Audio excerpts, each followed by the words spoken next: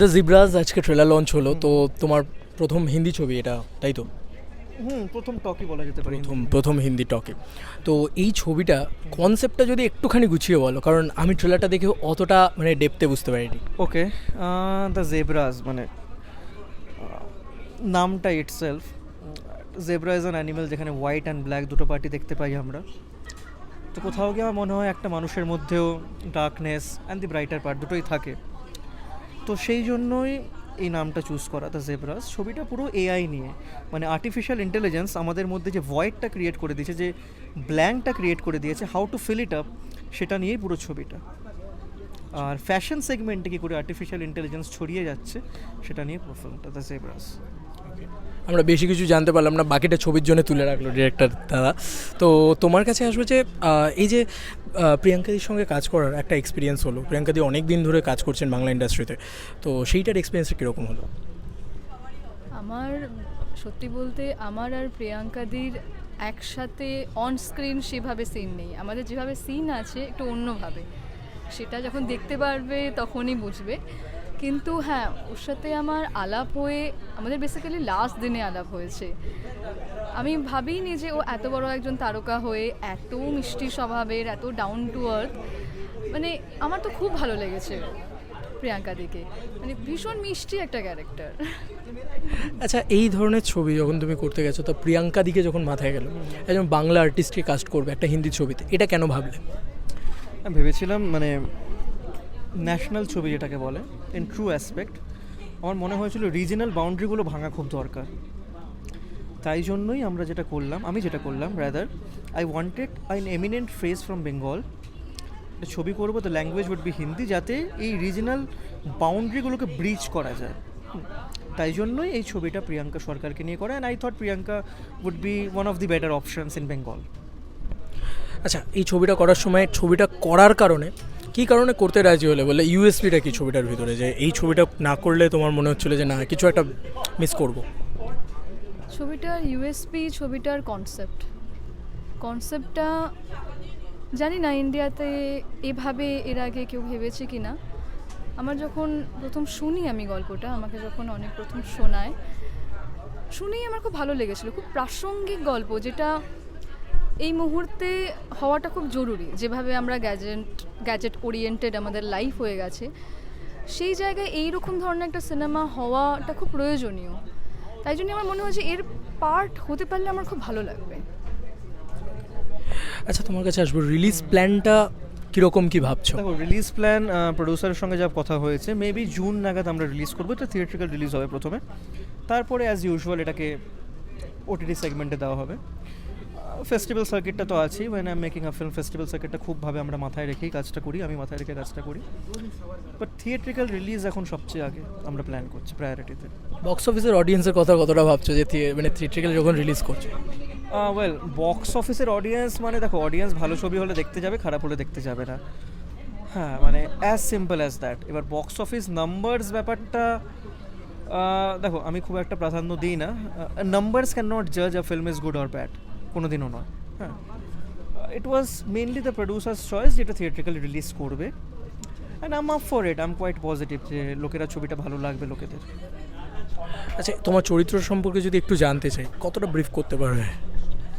আমার এই চরিত্রটির নাম হচ্ছে অপেক্ষা, একজন ডকুমেন্টারি ফটোগ্রাফার, মানে নার্সিসিস্ট, সেলফ সেন্টার্ড একজন ডকুমেন্টারি ফটোগ্রাফার, যে she just wants to win at any cost. ওর কিছু যায় আসে না কার কী হলো, কেন হলো, কী হয়েছে, ডাজন্ট ম্যাটার।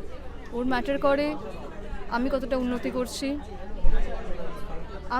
আমি আমার জন্য কী করছি, দ্যাটস অল। বেসিক্যালি এটা ক্রুয়েলি বলবো কাইন্ড অফ ক্যারেক্টার, যেটা মানে আমি এখন যা কাজ করেছি, আমার সব থেকে কমপ্লেক্স ক্যারেক্টার বলে আমার মনে হয়েছে। প্রচুর শেডস আছে, প্রত্যেকটা চরিত্রই তাই। তুমি বলতে পারবে না good or bad, good and bad, black and white কিছু নেই। ব্ল্যাক অ্যান্ড হোয়াইটই basically, black and white, black or white না। সেই জন্যেই কোথাও কি একটা গ্রে ব্যাপার স্যাপারও রয়েছে ক্যারেক্টার? নিশ্চয়ই একদমই গ্রে ক্যারেক্টার, এটা একদমই গ্রে ক্যারেক্টার। তুমি ভালো না খারাপ সেটা তুমি জাজ করবে। আচ্ছা, বাংলার ছেলে, বাংলার মানুষ তুমি, তো বাংলা ছেড়ে কেন তুমি হিন্দিতে এই ছবিটা বানাতে গেলে? প্রথমত আমি এখানে জন্ম হয়েছি, but my most of my life is spend in Delhi, ঠিক আছে? এবার আমি দিল্লি থেকে অনেক কিছু ভেবেই এসেছিলাম। আই ওয়াজ ভেরি হোপফুল, যেখানে প্রডিউসার্সরা উড বি হেল্পফুল, কোঅপারেটিং, যেটা তো এখানে একদমই না সেগমেন্ট, সেটা সবাই জানে। এটা খুব একটা কোঅপারেশন এখানে পাওয়া যায় না, একদমই পাওয়া যায় না। তাই জন্যই আমাকে এখন কেরলার থেকে প্রডিউসার নিয়ে এসে এখানে কাজটা করতে হয়। তার মানে তোমার এই ছবিটা বাংলায় করার প্ল্যান ছিল? না না না না, বাংলায় করার প্ল্যান ছিল না। বাংলায় প্রথম করার থেকেই plan ছিল। হিন্দিতেই প্ল্যান প্রথম থেকে হিন্দিতেই প্ল্যান ছিল। আমার মনে হয়েছিল রিজিনাল বর্ডারটাকে ব্রিজ করার জন্য খুব জরুরি যদি ওটাকে ন্যাশনালি পুট আউট করা যায়, তাহলে অডিয়েন্সের কাছে ন্যাশনালি পৌঁছাবে। আর ন্যাশনালি পৌঁছালেই ব্রিজ করা যাবে পয়েন্ট অফ কন্ট্যাক্টটা রিজিনাল ফিল্মসে। আচ্ছা, তোমার কাছে লাস্ট আসবো, সেটা হচ্ছে যে অ্যাজ ফ্রেন্ড না অ্যাজ ডিরেক্টর, কাকে বেশি পয়েন্ট দেবে? তাকে বেশি পয়েন্ট দেবো? অ্যাজ ডিরেক্টর না অ্যাজ ফ্রেন্ড? খুব কমপ্লিকেটেড প্রশ্ন। As a director.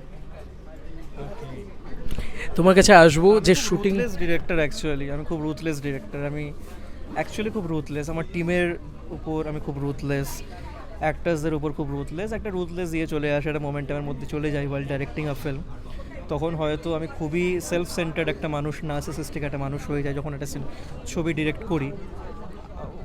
End result হয়তো খুব ভালো আসে, but people go through a lot of ruthlessness. তো তারপরেও তোমাকে যখন অ্যাজ ফ্রেন্ডের থেকে বেশি পয়েন্ট দিচ্ছে, তাহলে তো কিন্তু এটা ভালো না, দিক তাই তো বলছি। হ্যাঁ, মানে as person I am not sure আমি নিজেকে কতটা পয়েন্ট দেবো, বাট আমি নিজেকে অ্যাজ ডিরেক্টর বেটার পয়েন্ট দেবো। ওকে, তোমার কাছে আসবো যে যদি কোনো বাংলার বড় বড় দুজন সুপারস্টার্স আছেন, তো কোনো এরকম ড্রিম আছে যে কোনো সুপারস্টার্সদের সাথে কাজ করার বা বাংলায় কাজ করার? সুপারস্টারের সঙ্গে ড্রিম কিনা জানি না, ভালো কাজ যতক্ষণ না আমার নিজের ভালো লাগছে না, যে কোনো চরিত্র, স্পেশালি প্রথম আমি শুনবো গল্প, আমার যদি সেটা ভালো লাগে আর চরিত্র ভালো লাগে, তো আমি করব, নিশ্চয়ই করব, কেন করব না। ওকে, লাস্ট তোমার কাছে আসবো যে শুটিং করার সময় এক্সপিরিয়েন্স হয় একটা, তো এরকম যখন প্রিয়াঙ্কা দিকে নিচ্ছ, তখন সে একটা কমার্শিয়াল ফেসে বাংলার, এবং একটা অনসম্বলভাবে তুমি শ্যুট করছো, এত বড় একটা তোমার ছবি, যতদূর যে তোমার মুখ থেকে শুনলাম ট্রেলার হচ্ছে যে প্রায় 3.5 ঘন্টার মতন একটা ছবি দাঁড়িয়েছে, এবং ট্রেলারটাও দেখলাম তোমরা খুব মানে ডেডিকেটেডলি বিভিন্ন জায়গায় কলকাতার রাস্তায় রাস্তায় শ্যুট করেছো, তো সেইটা করার এক্সপিরিয়েন্সটা কীরকম ছিল, কতটা ডিফিকাল্ট হলো?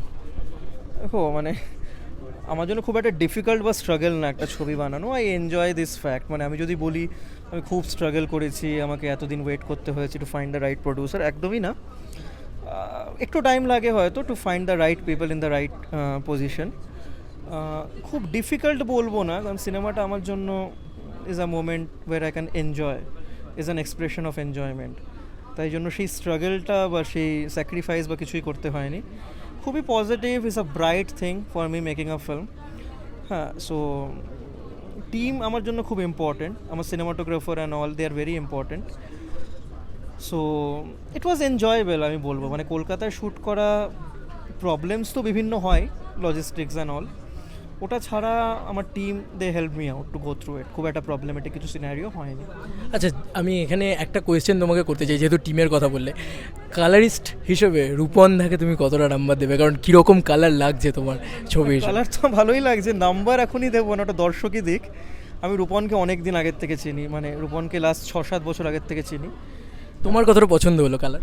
ভালো লেগেছে, মানে ভালো লেগেছে বলেই আমি অন্য কাউকে না দিয়ে ওকে দিয়েছি আর কি। আমি জানতাম আমার যে কালার নিয়ে ফ্যাসিনেশনটা, I needed the right person actually. কারণ বাংলায় কারুর থেকে বেটার লাগছে? মানে কাউকে চুজ করলে না বাংলায়, রূপন্ধাকে চুজ করবো না, সেরকম কিছু নাই। বাংলায় ভাবিও নি এটা কাউকে দেবো হয়তো। মানে আমি নিজের ফিল্মে কালার নিজেই ওয়াও, করি। কাউকে ভাবোইনি বাংলা থেকে? না, নিজের ফিল্মে কালার আমি নিজেই করি। ভাবলাম রূপনকে দেওয়া যেতে পারে, because he is good, he is quite good colours and সিনেমাটোগ্রাফিতে। তাহলে কোথাও গিয়ে মনে হচ্ছে কালার্স অ্যান্ড সিনেমাটোগ্রাফিতে বেস্ট বাংলা থেকে? তুমি কি পলিটিক্যালি কারেক্ট আনসার চাইছো না অনেস্ট আনসার চাইছো? Honest, always honest. দেখো, ব্যাপারটা হচ্ছে বেঙ্গলে অনেক সময় আমি দেখেছি, এটা অনেক সময় নাও, যে সিনেমাটোগ্রাফাররা খুব বেশি বিভিন্ন সুন্দর ফ্রেমস বা বিভিন্ন সুন্দর লাইটিং করে জিনিসটাকে ইমপ্রেসিভ করার চেষ্টা করে। তো সেটাই আমার একটা আপত্তি। মানে it's a very collaborative process, it should go in line with the film and with the narrative. সেই জন্যই আমি বেঙ্গলে কারোর সঙ্গে সেইভাবে কোলাবরেট করিনি কালারের জন্য, বিকজ আই নিডেড সামওয়ান যে পুরো নারেটিভটার সঙ্গে চায়, not someone who would show off কি হ্যাঁ মানে this is some kind of a colour, it looks great on on. It should not look great, it should go with the narrative. মানে যেখানে it should look dull or mundane, it should look dull or mundane, it should look dirty, it should look dirty. তো সেইটা আমি এরকম কাউকে চেয়েছিলাম কি খুব ডেডিকেটেডলি কাজটা করবে, ডিরেক্টর যেরকম চাইছে না। হ্যাঁ এক্স্যাক্টলি।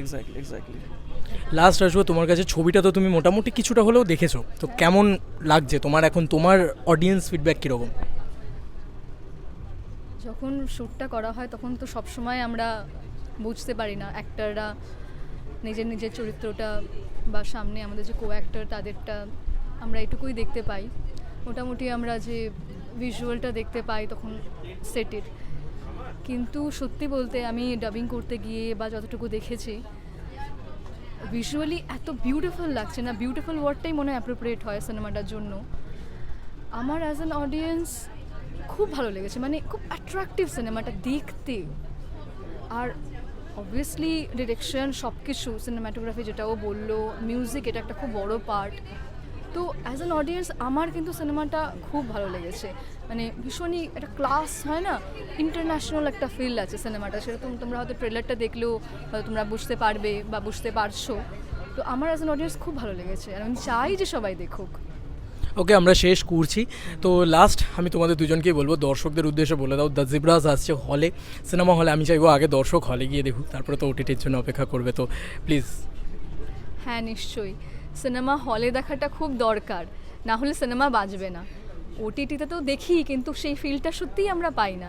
কারণ আমি যেহেতু মুভি ফ্রিক নিজেই, আমি সবসময় প্রেফার করি যদি সিনেমা সেটা যদি হলে আসে অবশ্যই গিয়ে হলে দেখার, কারণ সেখানে আমরা যে ফিলটা পাই ওটা কোনোভাবেই ঘরে বসে পেতে পারি না।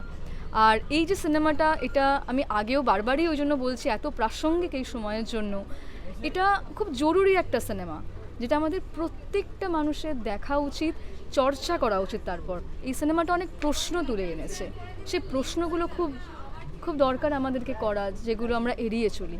তো প্লিজ আপনারা হলে গিয়ে সিনেমাটা দেখুন, please. Thank you so much. আপনারা হলে গিয়ে সিনেমাটা দেখবেন। জুন মাস, খুব গরম, আপনাদের প্রবলেম হতেই পারে। না, বর্ষা বোধহয় খানিকটা ঢুকবে তখন, জানি না, বর্ষাও মানুষের প্রবলেম হতে পারে আবার। সো তাও আপনারা ছবিটা গিয়ে দেখবেন হলে। I think you all will like it. ছবিটা দেখুন, ওয়েট করবেন না কি কখন ওটিটিতে আসবে তারপর দেখব। That's it. বর্ষা ঢুকুক না ঢুকুক, মানুষের মনে জিব্রাস দাগ কাটুক, জিব্রার ডোরা কাটা দাগের মতন। তো thank you so much to everyone, thank you.